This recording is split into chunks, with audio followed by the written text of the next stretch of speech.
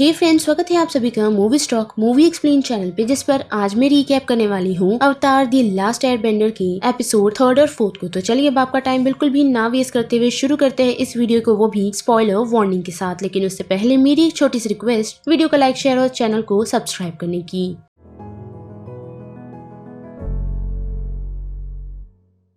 तो एपिसोड की शुरुआत हमें ज़ुको की सिस्टर से दिखाई जाती है, जिसका नाम प्रिंसेस एजुला है, जिसने अपने ही किंगडम में रहने वाले कुछ रिबेल्स को ठिकाने लगाया, यानी कि उन्हें बेवकूफ बनाते हुए वो फायर लॉर्ड तक तो ले गई, लेकिन उन्हें खत्म करने के लिए। और वही बात करें कटारा की, तो हम देख पाते हैं कि उसे थोड़ी बहुत दिक्कतें आ रही है अपनी वाटर बेंडिंग को सीखने में। साथ ही ज़ुको भी स्ट्रगल कर रहा है अवतार को पकड़ने के लिए। और वही बात करें एंग और को की, तो वो लोग बड़े ही आसानी से अर्थ किंगडम में घुस चुके हैं, जिसे ओमाशु कहा जाता है, जिनकी नजर एक एयरबेंडर पर पड़ी है, जिस कारण ही वो लोग वहाँ जल्द से जल्द जाने का डिसाइड करते हैं। लेकिन जाते ही उन लोगों को पता चलता है कि वो शख्स जिसका नाम टियो है वो कोई एयरबेंडर नहीं, बल्कि टियो अपने फादर के बनाए हुए एक इन्वेंशन की मदद से उड़ पा रहा था, जिनका नाम साई है। पर उसी दौरान उन लोगों पर फायर नेशन से एक बॉम्बिंग होती है, जिससे वो लोग बच जाते हैं, जिस कारण ही एंग ये डिसाइड करता है कि वो यहाँ रुक इन सभी की मदद करेगा। साथ ही बात करें फिर से अजुला की, तो हम देख पाते हैं कि उसकी मुलाकात उसकी दोस्तों से होती है, जिसका नाम माई और ली है। और उनकी बातचीत से हमें पता चलता है कि अजुला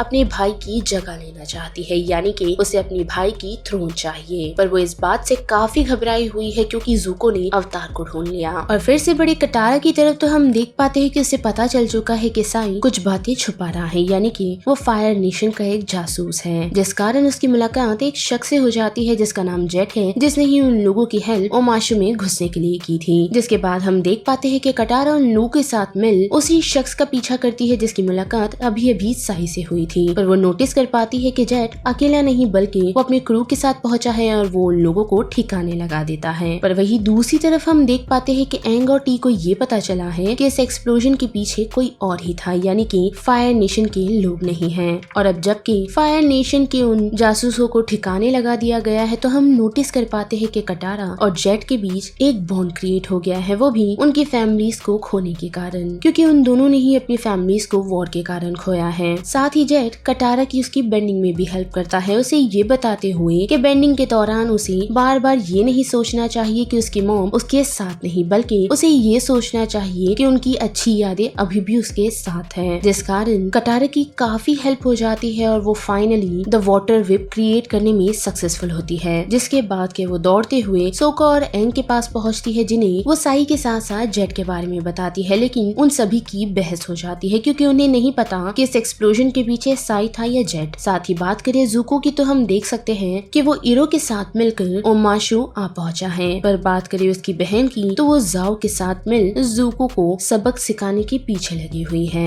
और फाइनली सोको, एंग और कटारा को ये पता चलता है कि वो बॉम्बिंग और किसी ने नहीं बल्कि जेट ने की थी। साथ ही उसने एक और बॉम्बिंग का प्लान किया है, जिसके साथ साथ साई, किंग और काफी सारे और लोगों की जान जा सकती है। लेकिन अब मुसीबत उन लोगों के सामने ज़ुको और इरो है, जिन्हें रोकने का जिम्मा एंग ले लेता है। जिसके बाद क्या सोको और कटारा मिल साई और टियो की जान बचाते हैं, क्योंकि वो दोनों किंग के पास ही पहुंच रहे हैं, जहां जेट से उन लोगों को खतरा है। साथ ही बात करें ज़ुको और एंग की, तो हम देख पाते हैं कि उन दोनों की फाइट के दौरान ज़ुको को ये पता चला है कि एंग ने उसकी जर्नल चुराई है, जिस कारण वो अपनी फायर बेंडिंग को इस्तेमाल कर देता है, और उससे वो अर्थ नेशन के सामने एक्सपोज हो जाता है। और वही दूसरी तरफ बात करें सोको और कटारा की, तो हम देख पाते हैं कि वो लोग उस एक्सप्लोजन को होने से रोक देते हैं, वो भी सिर्फ कटारा के कारण, जो अपनी वाटर विप की टेक्निक को इस्तेमाल कर लॉन्ग शॉट फायर एरो को रोकने में कामयाब होती है, जिससे साई, टियो और अर्थ किंग की जान बच चुकी है। जिसके बाद फिर से बड़े ज़ुको और एंग की तरफ, तो हम देख पाते हैं कि अपने फायर बेंडिंग को इस्तेमाल करने के कारण अर्थ नेशन के सोल्जर्स उन लोगों की तरफ बढ़ रहे हैं, जिसे बचाने के लिए इरो सोल्जर्स को अपनी तरफ डिस्ट्रैक्ट कर देता है, वो भी ओपन फायर बेंडिंग कर, जिसे ज़ुको तो बच निकला है, लेकिन इरो को सोल्जर्स ने पकड़ लिया है। वही बात करें एंग की, जो नागो को बुझाने की कोशिश कर रहा था, लेकिन अनफॉर्चुनेटली अर्थ नेशन के सोल्जर उसे भी कैप्चर कर लेते हैं। जिसके बाद क्या हम देख पाते हैं कि उन दोनों को ओमाशु के डंजन में ले जाया जाता है, जहां एंग और इरो को सामने वाले सेल में रखा गया है, जिस कारण वो दोनों वॉर की बातचीत कर पाते हैं। और साथ ही हम देख पाते हैं कि साई ने फाइनली अपने बेटे टियो और सोका के सामने कन्फेस कर दिया है कि वो फायर नेशन के लिए काम किया करता है। साथ ही हम देख पाते हैं कि अर्थ किंग ने एंग से मिलने की इच्छा जताई है, जिनसे मिलने के लिए वो पहुंचता तो है, लेकिन वहां पहुंच एंग को ये पता चलता है कि अर्थ किंग का नाम भूमि है, यानी कि उसका चाइल्डहुड फ्रेंड। पर वो बचपन जैसा नहीं बल्कि अब काफी बूढ़ा हो चुका है, जबकि एंग अभी भी बचपन में है। और भूमि की बातचीत से भी हमें थोड़ा बहुत ये समझ आता है कि वो एंग पर थोड़ा सा नाराज है। वही बात करे कटारा की, तो वो जेट से अपनी नाराजगी जताती है कि वो आजादी के चलते ये भूल चुका है कि मासूम लोगों की जान भी उसमें जा सकती थी, जिसके बाद के वो उसे फ्रीज कर वहाँ से निकल जाती है। साथ ही बात करें ज़ुको की, तो वो अर्थ सोल्जर का यूनिफॉर्म लेने में कामयाब होता है और डंजन में पहुंचने में भी, ताकि वो अपने अंकल ईरो को वहाँ से निकाल सके। जिसके साथ साथ हम देख पाते हैं कि एंग को बचाने के कारण सोका और कटारा को एक लव स्टोरी सुननी पड़ती है, वो भी दो लवर की, जिन दोनों ने ही ओमाशु को ढूंढा है। जो स्टोरी उन्हें एक म्यूजिकल मैन सुनाता है और साथ ही ये बताता है कि ये एक सीक्रेट टनल है जो कि पहाड़ों के अंदर से आती है, जो उन्हें उनकी मंजिल तक ले जा सकती है। और वही बात करें ज़ुको की, तो वो अंकल को ढूंढते हुए दूसरी तरफ निकल चुका है, क्योंकि ईरो को सीधा पिट ले जाया जा रहा है। जहाँ जाते हुए ज़ुको की नजर ईरो की निशानी पे पड़ती है, जो उसने ज़ुको के लिए छोड़ी हुई है। और रास्ते में जाते हुए हम ये भी नोटिस कर पाते हैं कि ईरो को एक सोल्जर जिसका नाम बा सिंह से है, वो काफी ह्यूमिलेट और अब्यूज कर रहा है, वो भी उसके पास्ट के चलते। साथ ही उसने उसे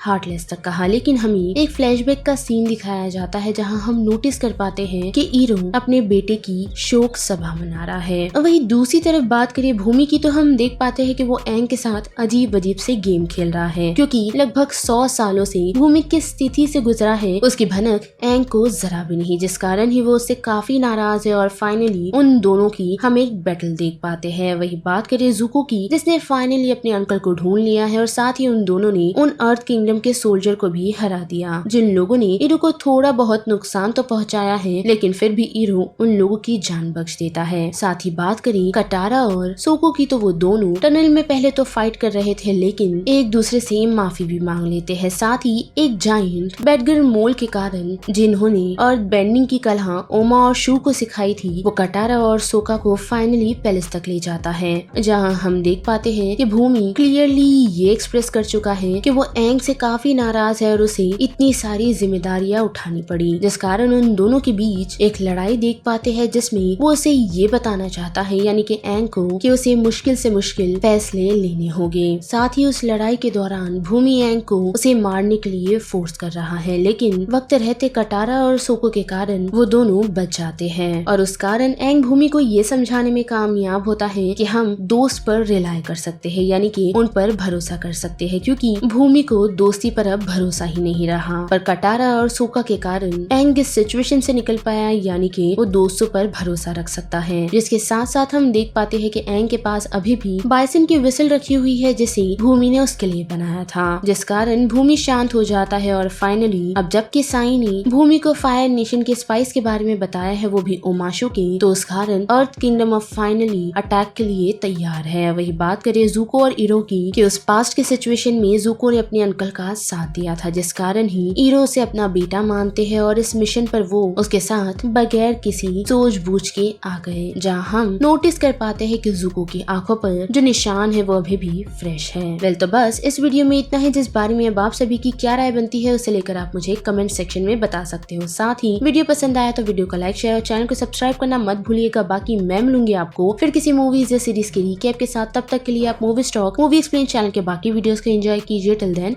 बाय।